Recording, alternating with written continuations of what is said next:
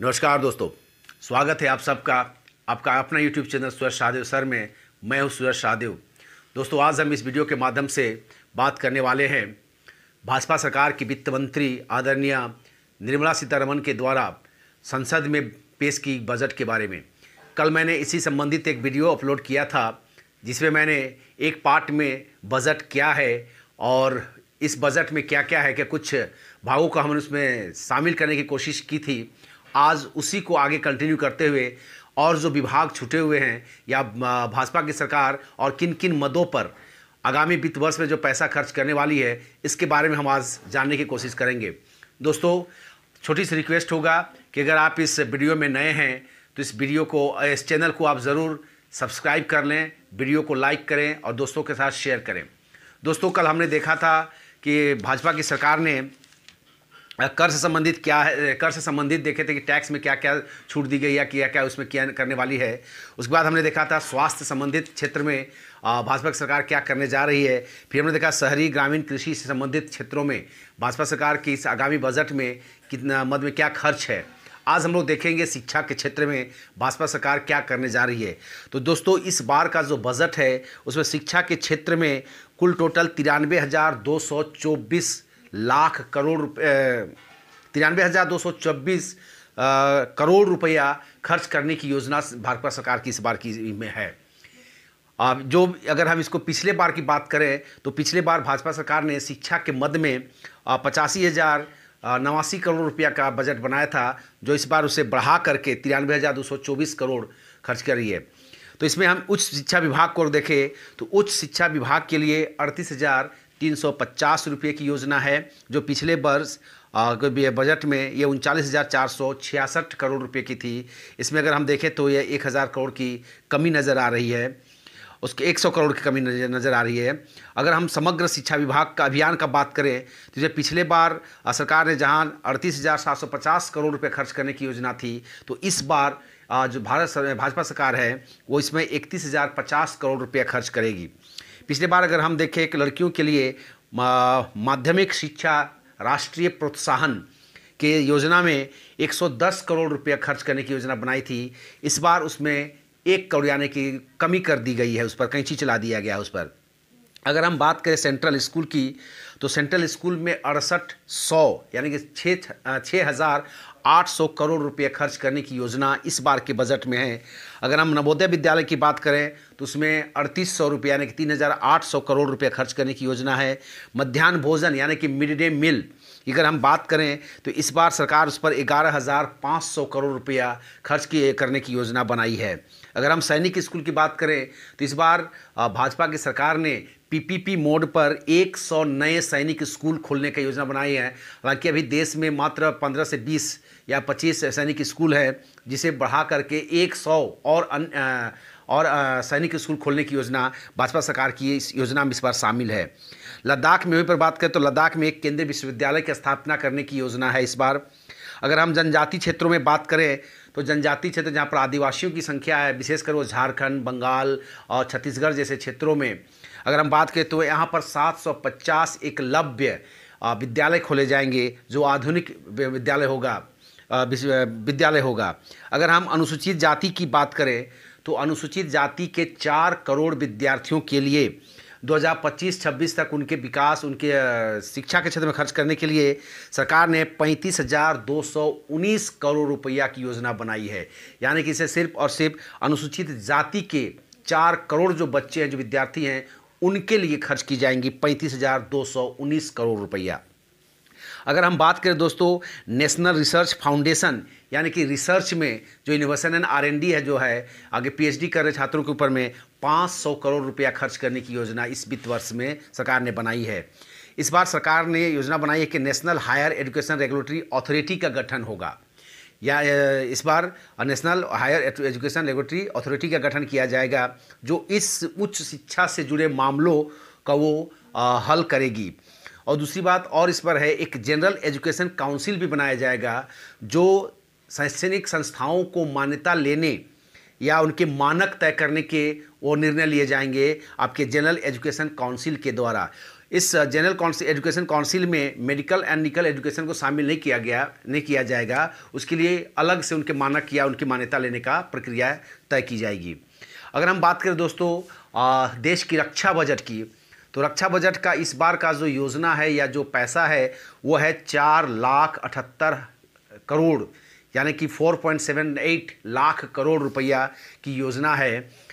इस पर पेंशन पर होने वाली खर्च भी शामिल है दोस्तों। पिछले साल रक्षा बजट में जो खर्च की योजना बनाई गई थी वो 4.71 लाख करोड़, यानी कि इस बार 7,000 करोड़ रुपया की वृद्धि की गई है दोस्तों इस बार। इस पर इस अगर हम बात करें कि सशस्त्र सेनाओं के लिए जो है 3.62 लाख करोड़ रुपया सशस्त्र सेनाओं के लिए है, और नए हथियार, एयरक्राफ्ट, वॉरशिप, इस पर खरीदारी के लिए जो है सरकार ने जो बजट बनाया है वो 1.35 लाख करोड़ 1.35 लाख करोड़ रुपया खर्च करने की योजना है, जो पिछले साल की बजट से यह ज़्यादा है। पिछले साल की बजट हथियार खरीदने के लिए जो था दोस्तों वो था 1.13 लाख करोड़, उसको बढ़ा करके इस बार 1.35 लाख करोड़ किया गया है। अगर हम बात करें दोस्तों प्रधानमंत्री किसान निधि योजना, तो प्रधानमंत्री किसान सम्मान निधि योजना, जिसमें किसानों को साल में 6,000 रुपया जो उनके खाते में भेजे जाते हैं, उसके लिए सरकार ने इस बार 65,000 करोड़ रुपया की योजना बनाई है या योजना में उसमें दी है, जो पिछले साल हालांकि ये 75,000 करोड़ था, इस बार 10,000 करोड़ की कमी की गई है उस पर। अगर हम प्रधानमंत्री कृषि सिंचाई योजना की बात करें दोस्तों, तो प्रधानमंत्री कृषि सिंचाई योजना में इस बार 11,588 करोड़ रुपया दिया गया है, जो पिछले बार की तुलना में यहाँ 400 करोड़ रुपया ज़्यादा दिया गया है। पिछले बार 11,127 करोड़ रुपया दिया गया था, इस बार 11,588 करोड़ रुपया दिया गया है। अगर हम फसल बीमा योजना की बात करें, जैसे फसल से नुकसान होता है किसानों को, उसके लिए जो बीमा के लिए खर्च किया जाएगा वो है 16,000 करोड़ रुपया का बजट है, जो पिछले साल के बजट से ज़्यादा है। पिछले साल यह बजट जो था 15,695 करोड़ रुपया का था, जो इस बार उसे बढ़ा करके 16,000 करोड़ रुपया किया गया दोस्तों।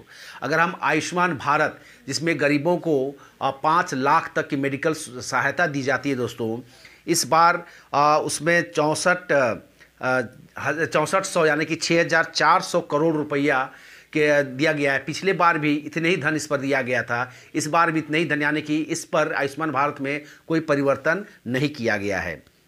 अगर हम बात करें दोस्तों मनरेगा की, महात्मा गांधी जो ग्रामीण स्वरोजगार योजना है, जो उस पर अगर इस बार जो सरकार जो खर्च करने जा रही है वो है 73,000 करोड़ है दोस्तों। पिछले साल की तुलना में 11,500 करोड़ ज़्यादा है। अगर हम पिछले साल की मद की बात करें तो उसमें था 61,500 करोड़ रुपए सरकार ने खर्च किया था, इस बार उसे बढ़ाकर 73,000 करोड़ रुपया किया गया मनरेगा के लिए। क्योंकि कोरोना काल में देखा गया है दोस्तों कि लोगों के पास काम नहीं था, लोगों की नौकरी चली गई थी, उस चीज़ की क्षतिपूर्ति करने के लिए सरकार ने इस बार उसको बढ़ाया है। अगर हम बात करें दोस्तों प्रधानमंत्री मुद्रा योजना स्वरोजगार, जो एक योजना है जिस पर ज़रूरतमंद को ऋण उपलब्ध कराया जाता है, जिस पर किसी प्रकार की कोई गिरवी रखने की ज़रूरत या कुछ जमा करना नहीं होता है मॉर्गेज के नाम पर। इसमें प्रधानमंत्री मुद्रा योजना स्वरोजगार योजना जो है उस पर सरकार ने इस बार 2,500 करोड़ रुपया का मद रखा है, जो पिछले बार ये मात्र 500 करोड़ रुपया था, उसे बढ़ाकर इस बार 2,500 करोड़ रुपया 2,500 करोड़ रुपया किया गया। सॉरी दोस्तों 2,500 करोड़ रुपया किया गया है, यानी कि 2,000 करोड़ रुपया की वृद्धि की गई दोस्तों इस पर। अगर हम बात करें प्रधानमंत्री रोजगार सृजन कार्यक्रम, प्रधानमंत्री रोजगार सृजन कार्यक्रम के लिए इस बार 2,000 करोड़ रुपया का योजना का बनाया गया दोस्तों, जो पिछले बार की योजना से 500 करोड़ कम है। यानी कि पिछले बार की योजना में यह 2,500 करोड़ का योजना था, जिसे घटाकर इस पर 500 करोड़ रुपया किया गया दोस्तों। अगर हम बात करें दोस्तों ग्रामीण क्षेत्र में प्रधानमंत्री ग्राम सड़क योजना, जो अटल बिहारी वाजपेयी के समय से प्रधानमंत्री ग्राम सड़क योजना की शुरुआत की गई थी, इस बार इस योजना में 15,000 करोड़ रुपया का खर्च का योजना बनाया गया, रखा गया इस मद में। ये पिछले बजट में यह 19,500 करोड़ रुपया का था, यानी कि इस बार 4,500 रुपया पर करोड़ की कमी की गई है। इस बार 15,000 था, पिछली बार 19,500 करोड़ का था। अगर हम बात करें दोस्तों जल जीवन मिशन, यानी कि गाँव में पीने का पानी, पेयजल को पहुँचा घर घर तक पहुँचाने के लिए सरकार ने इस बार की योजना में 50,011 करोड़ रुपया का योजना बनाई है, जो पिछले बार 11,500 करोड़ रुपया था। इसमें इस वक्त काफ़ी वृद्धि की गई है। कहे तो इस पर काफ़ी जैसे पिछले बार मात्र 11,000 करोड़ रुपया था, इस बार 50,000 करोड़ यानी कि कम से कम 40,000 करोड़ की वृद्धि की गई इस बार इस योजना में। अगर हम बात करें शहरी जल जीवन मिशन, जिसमें शहरों में पेयजल पहुंचाने की इस बार शुरू की गई है, इसमें 2.86 करोड़ घरों तक पीने का पानी पहुंचाने का लक्ष्य रखा गया है दोस्तों। अगर हम बात करें दोस्तों स्वच्छ भारत मिशन योजना यानी कि शौचालय बनाने का, तो ग्रामीण क्षेत्रों में 9,994 करोड़ रुपया, जो पिछले बार भी इतनी ही दी गई थी, इस बार भी इतनी दी गई है, यानी कि इस योजना में कोई बदलाव नहीं किया गया है। पिछले बार भी 9,994 करोड़ रुपया दिया गया था, इस बार भी उतना ही है। जहाँ हम शहर की बात करें तो शहरी क्षेत्रों में भी शौचालय बनाने के लिए पिछले बजट में 2,300 करोड़ रुपया दिया गया था, इस बार भी उतना ही दिया गया, उसमें कोई बदलाव नहीं किया गया है।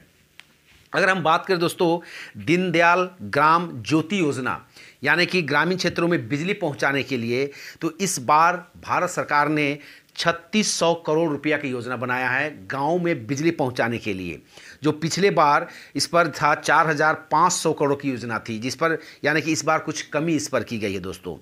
अगर हम बात करें दोस्तों राष्ट्रीय शिक्षा मिशन यानी कि शिक्षा को बच्चों को शिक्षा देने के लिए जो योजना थी, इस बार की योजना में जो खर्च की गई है वो 34,300 करोड़ रुपया खर्च किया गया है, जो पिछले बार यह 39,161 करोड़ रुपया था, यानी कि इस बार 500 करोड़ की कमी की गई दोस्तों। अगर हम बात करें दोस्तों स्कूली के बच्चों को जो मिड डे मील दिया जाता है, इसके लिए सरकार इस बार 11,500 करोड़ रुपया इस मद में रखी है, जो पिछले बार से ज़्यादा है। पिछले बार 11,000 करोड़ थी, इस बार 500 करोड़ यहाँ पर बढ़ाया गया है।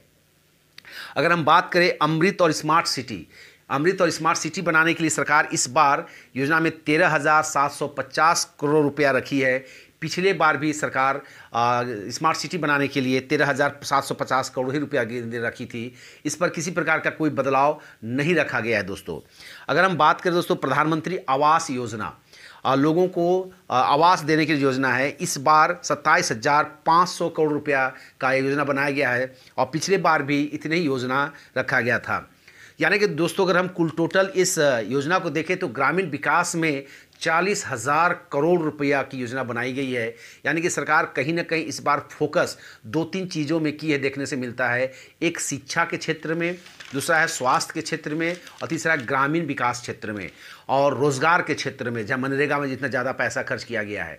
यानी कि सरकार कहीं ना कहीं जो कोरोना काल में जो लोगों को रोज़गार छीन गया था या लोगों को दिक्कतों को सामना करना पड़ा था, उस चीज़ से सरकार सबक लेते हुए सरकार ने यह तय किया है कि इस बार लोगों को किसी प्रकार की कोई समस्या ना हो, रोजगार की समस्या ना हो, उनकी आमदनी में कोई कमी ना हो। इसको लेकर के यह बजट को देखा जा सकता है दोस्तों। अगर हम कुल टोटल बात करें इस बजट को, तो यह बजट सर्वसमावेशी बजट कहा जा सकता है। अगर बहुत अच्छा नहीं है तो बहुत ख़राब भी यह बजट नहीं है। कोरोना काल से जिस प्रकार से भारत सरकार ने जूझी है, उस चीज़ को देखते हुए कहा जा सकता है कि इस बार का बजट कोरोना काल से बहुत ही बेहतर है दोस्तों, अगर हम इसको कह सकते हैं तो।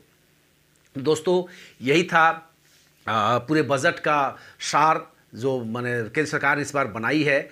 आई होप आपको इस वीडियो अच्छा लगा हो दोस्तों। अगर अच्छा लगा दोस्तों, इस वीडियो को आप ज़रूर अपने दोस्तों के साथ शेयर करें और चैनल को सब्सक्राइब करें, वीडियो को लाइक करें। तब तक के लिए धन्यवाद। जय हिंद।